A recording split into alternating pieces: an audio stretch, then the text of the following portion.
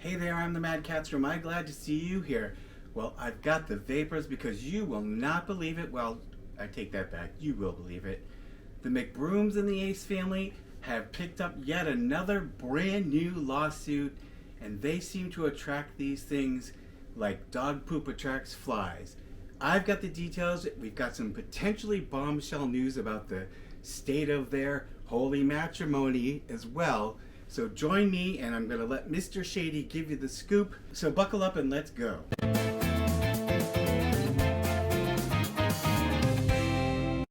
Well, good evening, gentle viewers. Sybil the Enforcer is not with me this evening because I'm coming to you from a secure, undisclosed location so that the Ace family's mercenaries can't find me.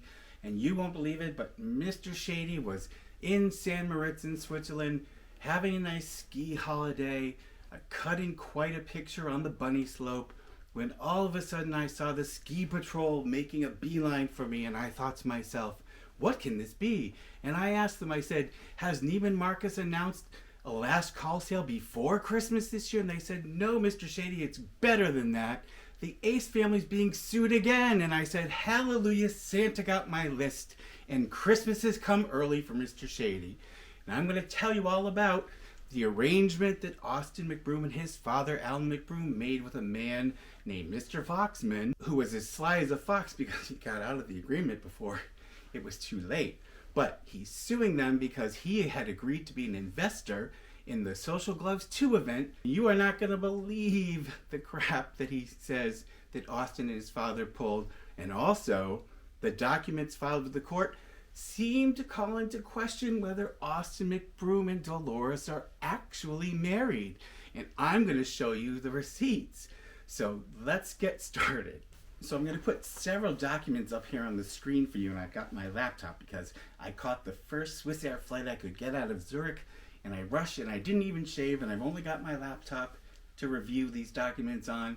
So bear with me, but I'm going to put these up so that you can follow along with me. So a gentleman named Ted Foxman foolishly decided, in my opinion, that he would go into business with Austin and Alan McBroom, and he would invest in Social Gloves 2, having obviously not learned the sad lessons that we had from Social Gloves 1. And in fact, Mr. Foxman, as part of his investment, had agreed to pay off the remaining settlements with the fighters from Social Gloves 1. So isn't that nice? But what they agreed was that Mr. Foxman would invest up to $2.5 million into Social Gloves 2, and in return, not only would he get his investment back, so Mr. Foxman would get 45% of the net profits, and Austin McBroom and his father would get 55% of the profits. Well, Mr. Foxman had stated in what they call a memorandum of understanding, which I'll put up parts of here, that they signed in April of 2022, but it's still basically a contract between the parties. So this is what was agreed. So Mr. Foxman, in this memorandum of understanding, stated that he would front up to $2.5 million. Part of that would go to pay off the fighter claims, and part of it was going to be to finance the purses or payments to the fighters. And the agreement was that there would be at least 10 well-positioned fighters and 5 fights minimum, so that there would be enough good names on the list that it would attract people for the pay-per-view event and would help in promoting Social Gloves 2. Now, we all know what a disaster it was and how poorly it sold, and we don't still know the final pay-per-view figures. At least I haven't seen any. So to start the agreement off, Mr. Foxman forwarded $49,500 to Alan and Austin McBroom, which they used to pay off part of the remaining claims from the Social Gloves 1 fighters. And I guess Mr. Foxman also has a clothing line that they were going to promote during the fight. So now I'll put this up here. This is from the complaint that was filed with the court, and you can see this is what it states in the complaint for terms of the agreement. Under the memorandum of understanding, Foxman and Austin McBroom agreed in pertinent part in order to both ensure fighter participation at the event as well as to generate positive press for the event.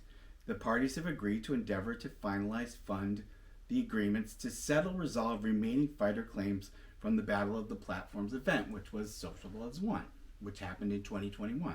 Austin McBroom shall, among other things, fight at the event. Now they're talking, when you hear the event, they're talking about Social Gloves 2. Fight at the event for no charge and use best efforts to promote the event. Well, we know the track record of Austin McBroom promoting events, so right there, that should have been a red flag. Austin McBroom shall, and this is interesting, among other things, fight at the event for no charge and use best efforts to promote the event. The goal for the event is to, among other things, feature no less than 5 fights and 10 fighters. Investor, who is Mr. Foxman, shall have the right to terminate the agreement within 30 days of the April 14, 2022 effective date without liability. So his first out was he could have what we call buyer's remorse within 30 days of signing the agreement. For whatever, any reason whatsoever, he could just say, I want to cancel anything that I've put in, get back to me, and the agreement is null and void. So the next part of this says, to the extent that the event is canceled or the investor, Mr. Foxman, exercises cancellation right, producer, Austin McBroom, agrees to personally guarantee and reimburse the investor for all amounts paid. The repayment shall be made by the sooner of either producer's securing of separate investment for the event or within 6 months of cancellation right exercise. So in other words, whichever came first.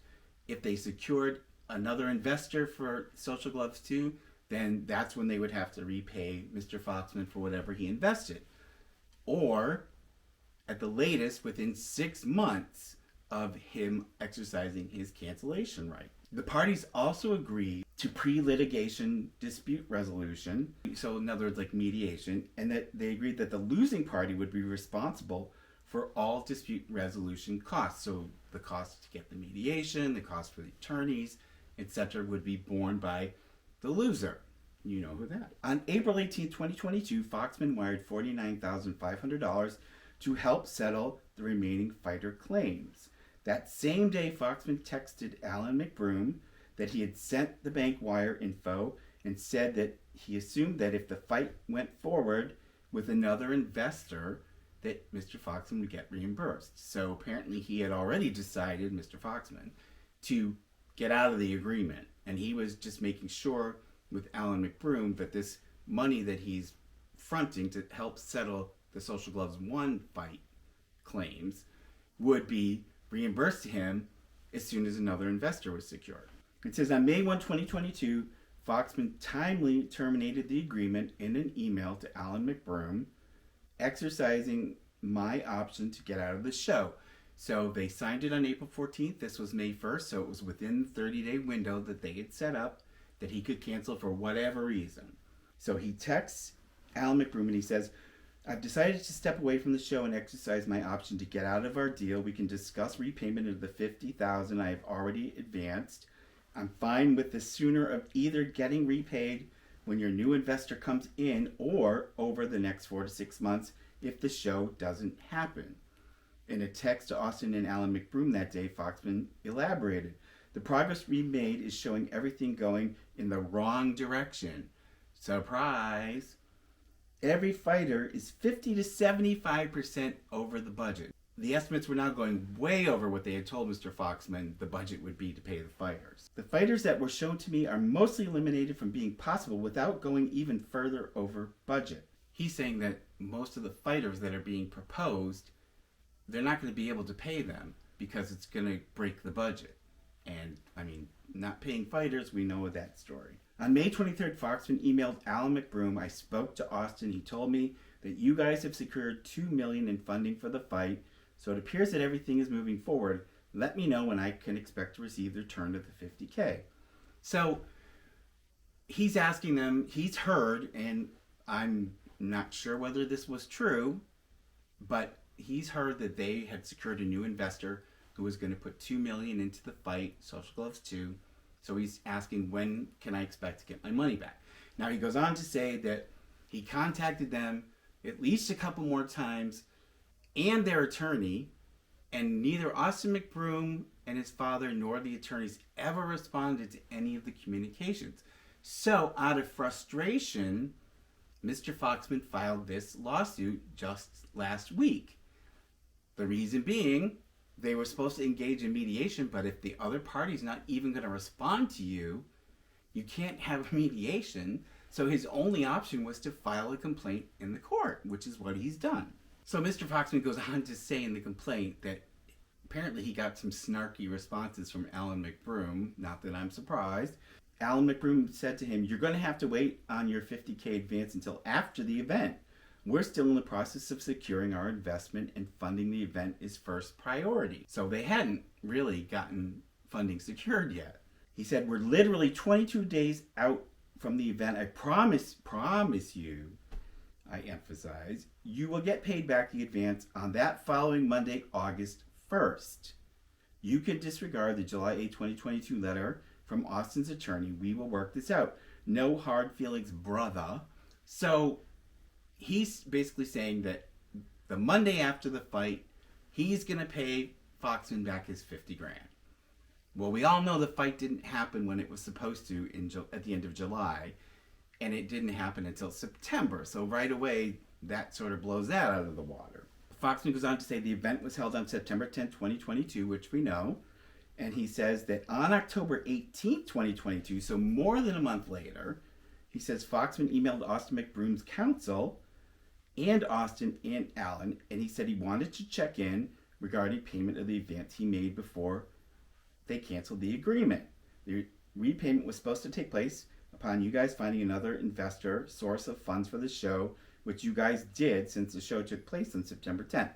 So he's assuming that they did get an investor because they did hold the fight, albeit really pared down from what it was supposed to be. And he's now saying to them, "I want my money back again." And this is what I had just said, was he communicated with them several times where they didn't even respond to him. And so that led him to file this complaint.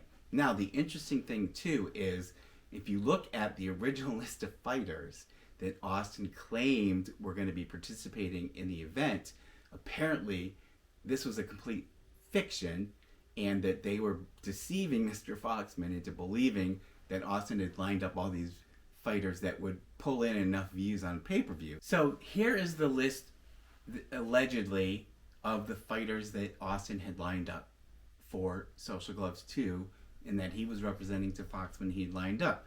He's got himself at $0, Gibb at $250K, Young at $200K, Bell at $150K, Blueface at $150K, Gabbana at $100K, Hall, so Bryce Hall was supposed to allegedly be one of the fighters, at $150K, Wasabi $100K, DDG $150K, and Tootsie $150K for $1.4 million.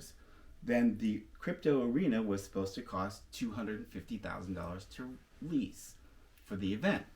Now, what Mr. Foxman became aware was that this list was not true, that only a few, and we know that the first part of the list are the only ones who ended up fighting. So it was completely wrong, and Foxman alleges that the amounts that Austin promised to pay the few fighters that were going to appear exceeded the budget for all 10 fighters that they originally had said were going to be there. And Mr. Foxman realized when he saw the names and that the other fighters were not actually going to fight, that they were not going to be able to get the publicity and pull in the pay-per-view views that they needed to in order to make the event successful and to have him get profits in a return on his investment. And we know that the ticket sales were horrible, and so Mr. Foxman thankfully realized early enough that this was going to be a disaster, and he pulled out. The only problem is they failed to give him back his $50,000 that he had fronted as part of the investment he had promised. So Austin and his father have not filed an answer yet, which is their response to the complaint, which they're probably just going to deny everything that he said. The problem is we have a copy of the Memorandum of Understanding, and I'll put it up here for you to look at. So we know that the agreement says exactly what Mr. Foxman alleges, and it's signed by Austin and Mr. Foxman. So it's pretty clear to me that they breached their contract with Mr. Foxman. And this obviously is not the first time they've breached contracts. So is anyone surprised? No, I hear you saying. But there's one tidbit in here that seems innocuous enough until you stop to read it and comprehend what it's actually saying. And there's a paragraph here that I'm going to show you and read to you. So you'll see here in the Memorandum of Understanding, paragraph 8, and I'll put this up, it's called Right of First Negotiation. Producer, Austin McBroom and his father, agrees to provide the investor with a right of participation to partner and invest in future events with producer, as well as the for-profit broadcast of producer's wedding. Now, we know that they ended up canceling the wedding, which is probably one of the reasons why, because he had an option to partner in that event, and I'm sure they didn't want him at that point, because once they screwed him over, allegedly, he became persona non grata to them, and they, I'm sure, didn't want him to participate. But here's the interesting part. It says, producer's wedding between him and his partner, not business partner, meaning relationship, partner, Catherine pays. Specifically, investor agrees to exclusively negotiate all future events, including the broadcast of the wedding. So the interesting part, for those of you who didn't catch it, he's calling Catherine pays, and this agreement's from April of this year. Catherine pays, and he doesn't call her his wife. He calls Catherine Austin's partner, and he uses her maiden name. Now, I said a long time ago, I didn't think they were actually married. And people said, oh, but they showed ceremony. Yeah, well, you know what? You can show anything. I could show myself getting crowned King of England, and what does that make it true? It was all, in my opinion, based on what I'm seeing, fake, and I think I was right. They're not married. This was actually going to be their wedding. Otherwise, why would this agreement call her his partner and call her Catherine pays? He would say his wife, Catherine McBroom. So I think this document contains a smoking gun that people are overlooking that shows that Catherine and Austin are not married. And you heard it here first. And I'm sure none of you are surprised at the allegations and the conduct of Austin and his father, allegedly, that is being alleged in this complaint. We've seen it happen before. I'm not surprised. I'm sure you're not surprised. This is just one more example of the bad business dealings of the Ace family. And, in my opinion, also shows that Austin and Catherine are not married. So if they are, I challenge you, Catherine and Austin, to produce your original marriage certificate and show the world that you're really married, because I don't think you are. Let me know what you guys think down in the comments. I'm sorry Sybil isn't here, but I wasn't able to get her transported to this secure, undisclosed location. And I want to thank all of our supporters, all of our Patreon patrons. Thank you, thank you, thank you again and again. I'll keep saying it so much. All of our channel members, you guys are so awesome. All of the support is really a big help, and I really appreciate it, and the cats appreciate it. I also want to thank those of you who continue to send things from the Amazon wishlist, which is down below. I don't have anyone to thank in this video, but if you want me to thank you in an upcoming video, the wishlist for my cats, and it's just cat stuff, it's not people stuff, is down below. I also want to wish you, again, because it's the day before Thanksgiving, happy Thanksgiving. I hope you guys all stay safe. I hope you have a great Thanksgiving. We love all of you. Take care of yourselves, and I will see you in the next one. Pretty please. Subscribe, like, and hit the bell. I get a treat for every new sub. Thank you.